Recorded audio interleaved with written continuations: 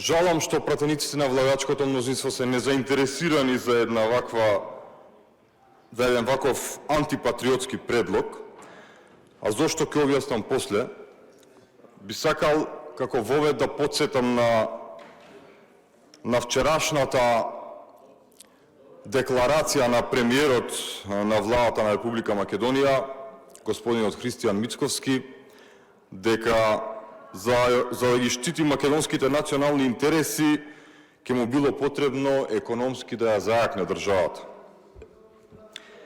Драги сограѓани и драги колеги, овој предлог закон е токму спротивност на таа идеја, затоа што дополнително не прави зависни од странски капитал.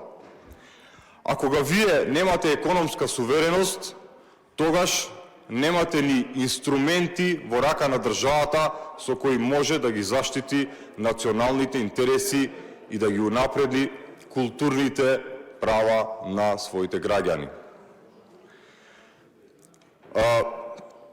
Овој закон е типичен закон од оној пакет за фаворизирање на странски компании на штета на нашите мали и средни предпријатија, а и на другите поголеми домашни компании.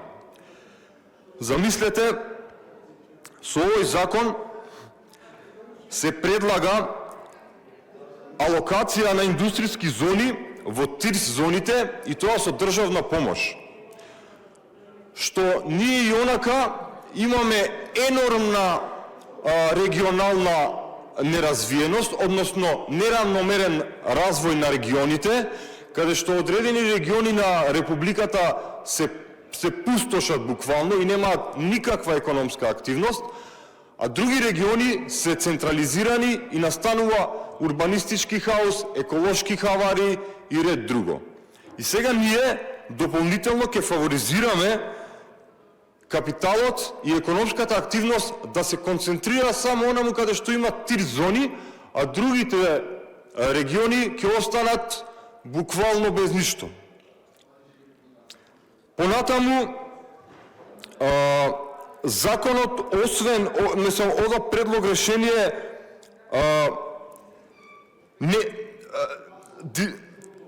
го концентрира капиталот на странските инвестиции не само на начин што им овозможува они да ги експлоатираат нашите работници, туку напротив, дури и добива и ослободувања и финансиска помош од државата за тоа. И тоа е нешто што не е само со овој предлог закон. Генерално, нашата економија е презависна од капиталот од странство и тоа мислам дека е ред да се почне обратно, значи процес каде што нашите домашни компании ќе бидат подпомогнати и во крајна линија државните предпријатија да почнат да имаат многу поголем удел во економијата и во економската активност за разлика од странскиот капитал. Освен тоа, типично за оваа влада, со овој предлог закон се централизира моќта и тоа директно во рацете на премиерот. Наместо автономно тело кое што ќе носи одлуки во интерес на економскиот развој, зоните стануваат директно под влијание на извршната власт. Потоа предвиден е некаков си закуп на објекти во зоните.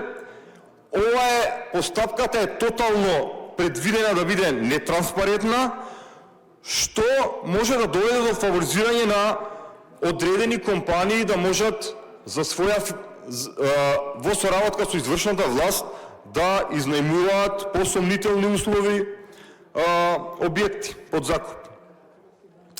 Понатаму се признава дека во предлог решението ќе има финансиски импликации, но јас никаде не видов дека има некаков пресек за тоа какви финансиски импликации, колку ќе има. Туку едноставно мислам дека фискалниот товар се планира да биде целосно префрлен на граѓаните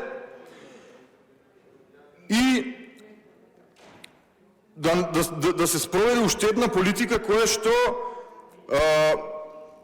ќе придонесе само кон поголема корупција на функционерите на власта, особено со онаа најнова најава за указ на председателот на Соединетите Американски држави, каде што нивни компании ќе можат да финансираат, односно да поддржуваат локални политичари.